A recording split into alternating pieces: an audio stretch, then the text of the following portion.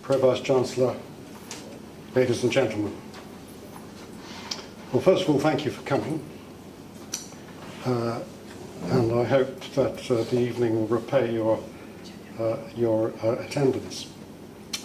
Now, when I give a talk on this sort of topic, I always find that there are a few people in the audience who know far more about artificial intelligence than I do. And I have no doubt that that will be true this evening. And if it is true, then I look forward to your questions. But I suspect there may be a few in the audience who don't know much about artificial intelligence at all, and therefore I shall start by giving a brief overview of the technology and how we got here.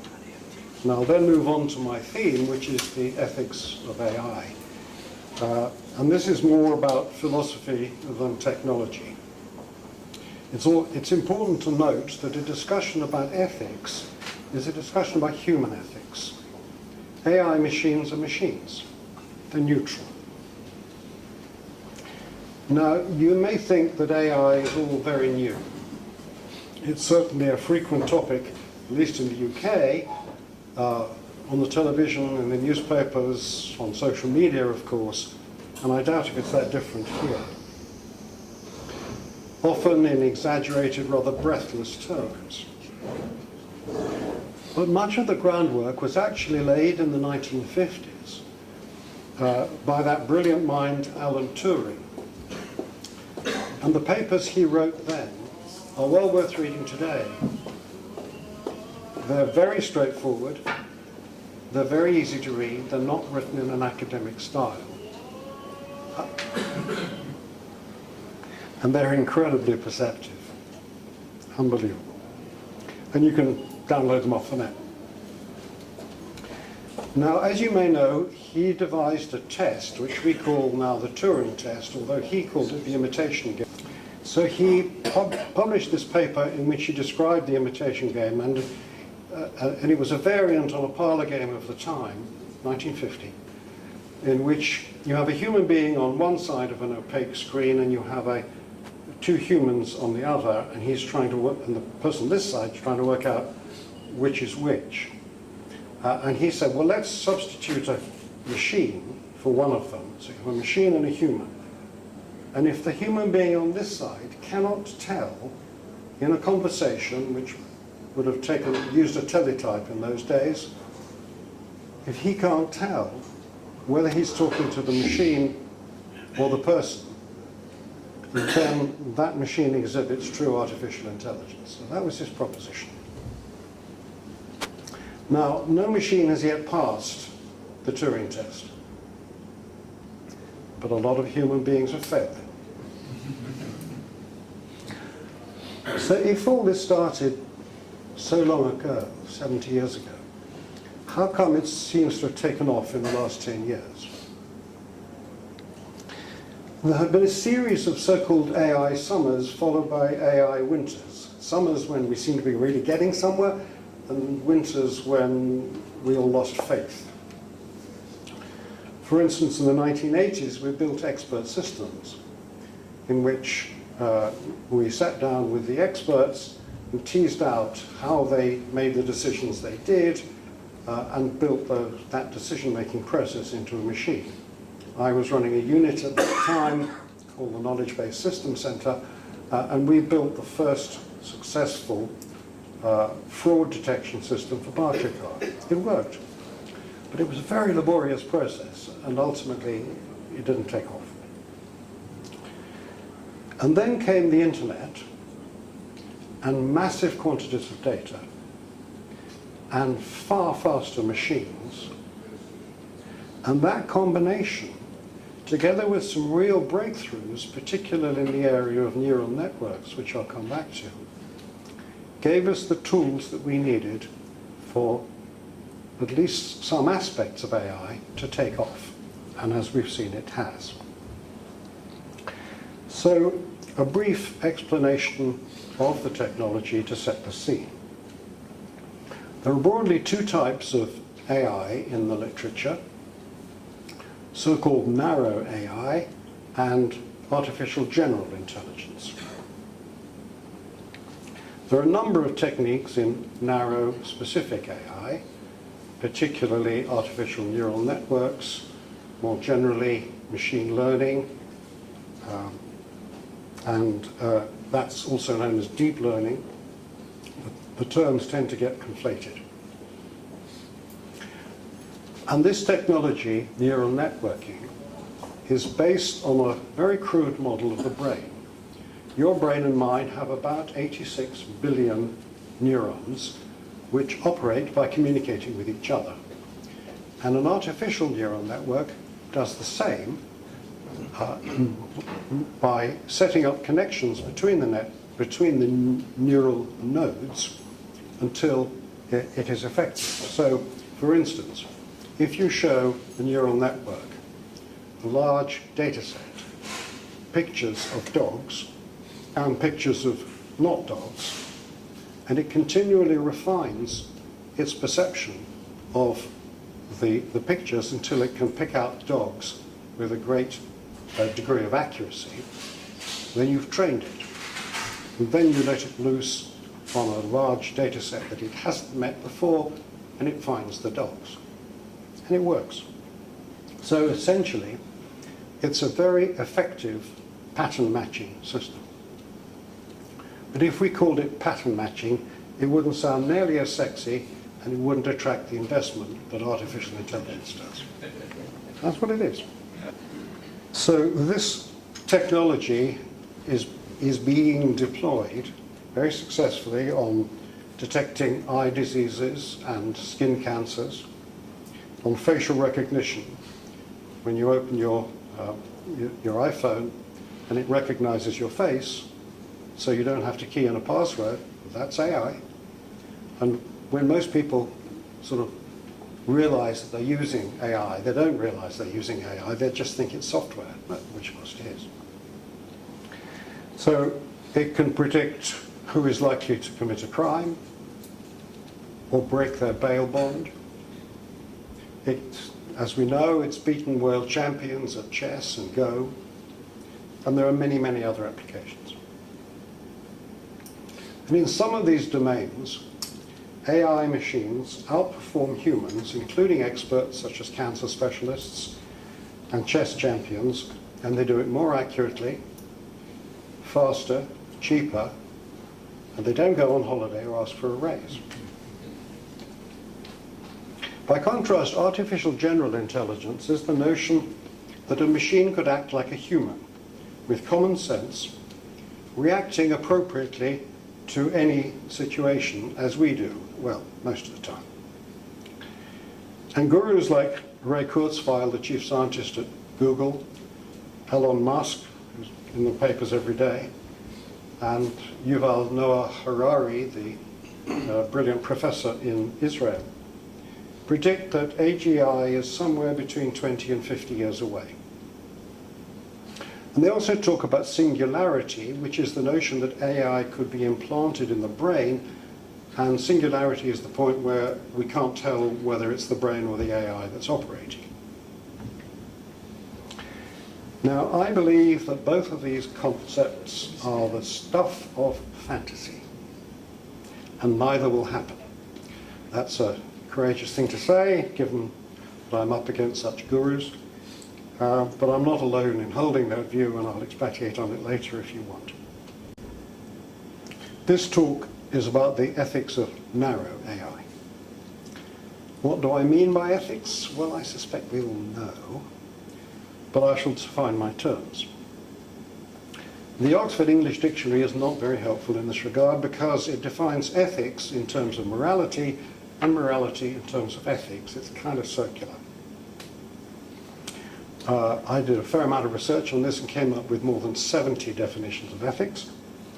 And I think as a very helpful one is this by the Victorian philosopher of ethics, Henry Sidgwick, who wrote in 1893, "Ethics is the study of what is right or what ought to be, so far as this depends upon the voluntary action of individuals, assuming that whatever we judge to be good, we implicitly judge to be something which we ought to bring into existence." And the corollary is obviously the case. Now, the ethics of AI is an important subject for society, not just an interesting one for us. And the reason is that when any new technology, as AI is perceived to be, whether it is or not, is first on the market, it's met with lack of understanding, which leads to suspicion and fear and mistrust. And that can be resolved by effective corporate marketing and good regulation.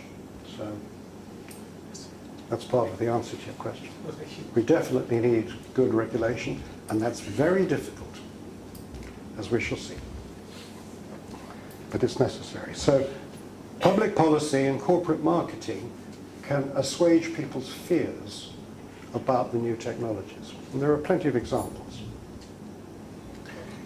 If that last step is missed because people perceive it to be unethical, then the public is likely to reject it, and then we will lose the huge benefits which AI can bring. And I've mentioned a few. So AI ethics matters socially in terms of the public good at a practical level, and of course it matters philosophically as well. I'm going to focus on 5: bias, explainability, harmlessness, sharing the benefits and mitigating the negative economic consequences, and determining who is responsible when things go wrong. So first, bias. What is bias? Here the Oxford English Dictionary is more helpful. Bias is a predisposition, inclination, or leaning for or against one person or group, especially in a way considered to be unfair. Why are AI systems biased? Simple answer: because we are biased, all of us. Not all biases are bad, but some certainly are. For instance, most AI engineers in the United States and the United Kingdom are white males. It's a fact. So we may expect somebody who we understand to be an AI engineer to be a white male. Similarly, we tend to read newspapers and other news media whose views are like our own. We tend to like people who are like us, and to dislike, or some of us dislike people who are not like us, such as foreigners, immigrants, and so on. There are many other examples. So how does bias get embedded in AI systems? 2 main ways. First, accidentally, through lack of diversity in the developers of the AI systems. As I said, if they're all white males, they may not notice that the systems they're building may discriminate against dark-skinned females. The biggest way, though, is that biased data in the data set on which they're trained, which may not be obvious, the machines will pick it up and perpetuate it. The larger the data sets, and they are huge, the more likely it is that there will be biases in the data. Does this matter? Well, yes, it does, in all sorts of ways. Let me give you an example. Google's facial recognition software confused people with dark skins and gorillas. A lady called Joy Buolamwini, who was a researcher in AI at the MIT, Massachusetts Institute of Technology Media Lab in Boston, was not recognized as a human being by the algorithm until she put on a white mask. They tangled with the wrong lady. She's a Rhodes Scholar, a Fulbright Fellow, a Stamp Scholar, an astronaut scholar, and now founder of the Algorithmic Justice League. She conducted an experiment in which she ran the Google AI on 385 photos of light-skinned males and comparable sets of light-skinned females, darker-skinned males, and darker-skinned females. The algorithm got 99% of the light-skinned males, the white males, right. 93% of the light-skinned females, 88% of the darker-skinned males, and only 65% of the darker-skinned females. And when she published her paper, it hit the headlines, and Google and Microsoft immediately changed their algorithm. So bias matters. Second, explainability. It's an ugly word, but an important concept. I didn't invent it. It's the need for AI systems to explain how they operate. And we have to distinguish between transparency, which means the ability of a human being to trace the logic of the system, which at best is going to be useful for technicians like us, but actually in many cases won't even work in that way. So transparency is not the answer, and what is needed is explainability, the ability of the machine to say, the reason I've reached this conclusion is A, B, C, and D. With many applications, such as natural language translation, please come up, see. Frankly, it doesn't matter. If Google Translate is translating from English into French, I don't care how it gets there. All I care about is what is the quality of the translation of it. If you apply for a mortgage to buy a house, and the machine which the bank is using turns you down, and it can't explain why, it won't explain why, perhaps because the algorithm is proprietary and they're not prepared to, then you won't know how to amend your application, for instance by increasing the deposit, if that's possible, because you won't know what criteria the bank used to turn down your application. And that would be unfair and unethical. And this is a difficult problem, because typically a deep neural network can't explain its reasoning, and nor can the developer.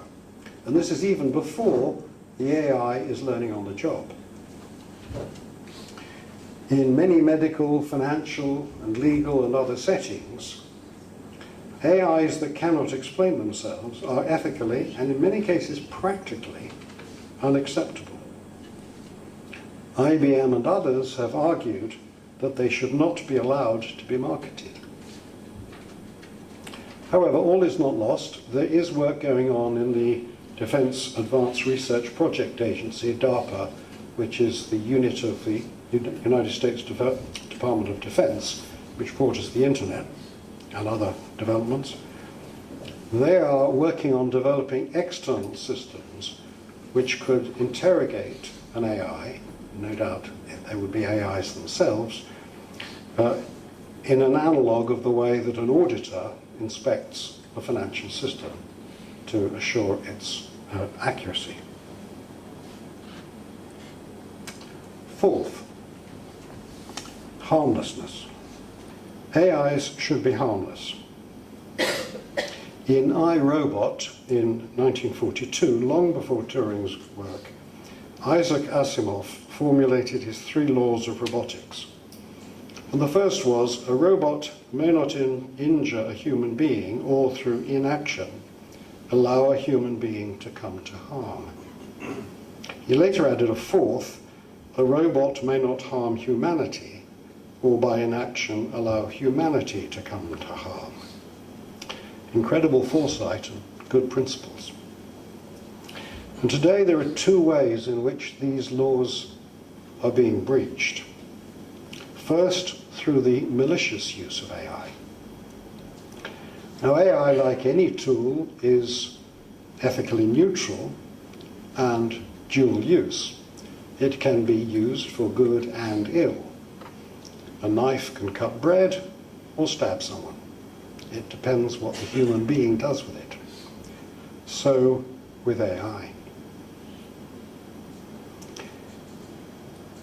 So, for instance, why take the risk of burgling a house if you can steal money from the comfort of your own home, to use that hackneyed marketing phrase?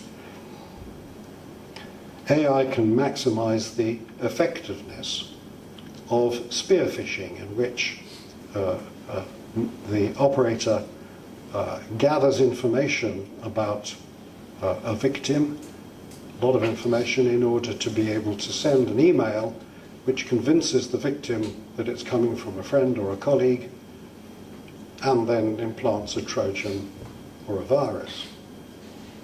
Now, you can do that without AI, but it's laborious to collect all that information.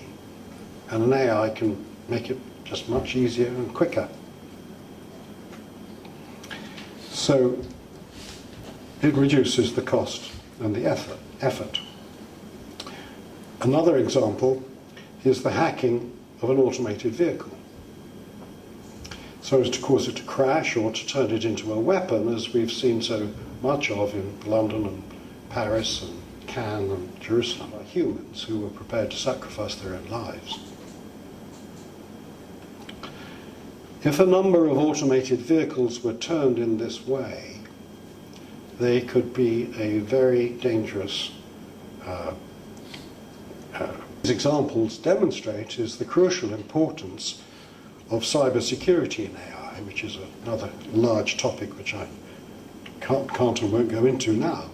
But if you don't defend an AI, then it could be hacked. There was an excellent paper written by a group in Oxford earlier this year called The Malicious Use of Artificial Intelligence, Forecasting, Prevention and Mitigation. You can get it off the internet. To exacerbate the risks today. AI will enable higher speed, lower cost, and higher frequency attacks on other AIs and other systems. So we need to plan and prepare countermeasures. So that's the first way in which AIs can be harmful, and the second way is through lethal automated weapon systems, which have the, I think, rather odd acronym, LAWS. Now, drones are really useful tools, as well as boys' toys. They can be used for crop inspection, distributing aid to disaster victims, searching for crash planes underwater, and many, many other applications. And they can also be weaponized, and are. And if they are configured in swarms and AI-driven, they become an even more effective offensive weapon system. The use of non-AI military drones is already recognized as an ethical issue, if outside the remit of my talk. But the issues relating to autonomous, that is AI-guided, drones are much greater. For instance, a human operator of a drone, an attack drone, can react to changing circumstances in the target. For instance, if the target goes amongst a group of children or enters a hospital, and abort the mission. Could an AI make such a sophisticated judgment? Who knows? Let me give you a parallel before the days of AI. In 1983, Colonel Stanislav Petrov of the Soviet Union's Air Defense Forces heard an alarm which indicated on the warning system that the US had launched 5 nuclear missiles at the Soviet Union. Suspecting an error with the system's sensors, he waited instead of alerting his superiors as he was under orders to do. Brave man. They would very likely have launched a massive counterattack against the US. After a few very tense minutes, his suspicion was confirmed when nothing happened. And later it was discovered that the sensors were reacting to a satellite which was mistaking the sun's rays for the heat trails of missiles. There was no American missile launch. It's a bit like the Tesla car in 2016, which mistook a white van for the sky and killed the driver. Very similar. An AI system, had it been operating in 1983, might well have launched the missiles and initiated World War III. It could happen today. There are a number of pressure groups arguing strongly at the UN that lethal autonomous weapon systems should be banned, just as chemical and biological weapon systems are now. Now, as Syria and the chemical attack on Sergei Skripal and his daughter in Salisbury in England show, such bans are not wholly effective. But they have a powerful effect on public opinion and on politicians' freedom of action. I have no doubt that all the major powers are developing and probably deploying such systems today, and very likely many minor powers too, as well as bad actors like IS and North Korea and Iran. It's been argued that China's vast investment in AI is at least partly intended to enable them to develop such weapons. The ethical issues are clear, but of course the military arguments muddy the water. Next, the economic impact of AI. The advent of major new technologies has always had a constructive and destructive effect on employment. New jobs are created, others are lost. The Industrial Revolution, famously quoted, led to new factories with a need for new staff, but the handloom weavers were out of work for a long time.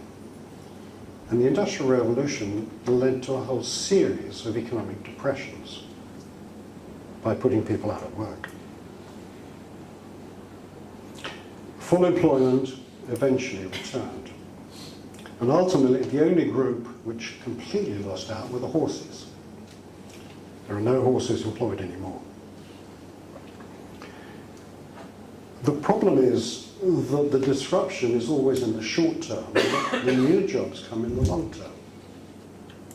And we can't envisage what they'll be. Nor can we be confident that when new job opportunities come along created by AI, they'll be good for humans rather than for other AIs. Probably it'll be a mix, who knows? The difference this time is that it's not just physical labor, but mental work, which is being replaced. Very few professions are immune. Maybe imams, priests, but not lawyers or management consultants.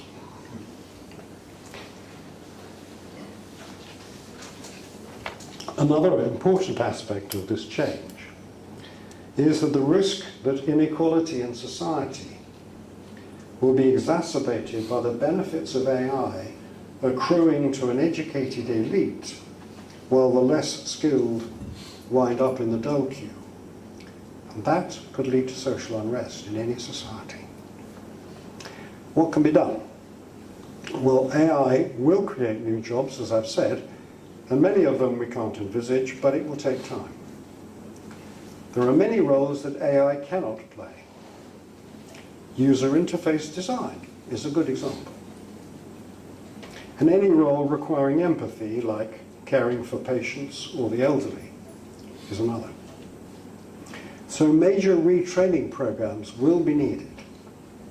And the question will be, who will initiate them and who will fund them? Government, corporations, individuals, or some combination? We need a public debate in every society. Lastly, responsibility. Who's going to take responsibility when they go wrong, and in particular, when they kill someone? Obviously, a fundamental issue relating to automated vehicles. So, what are the candidates? Sorry.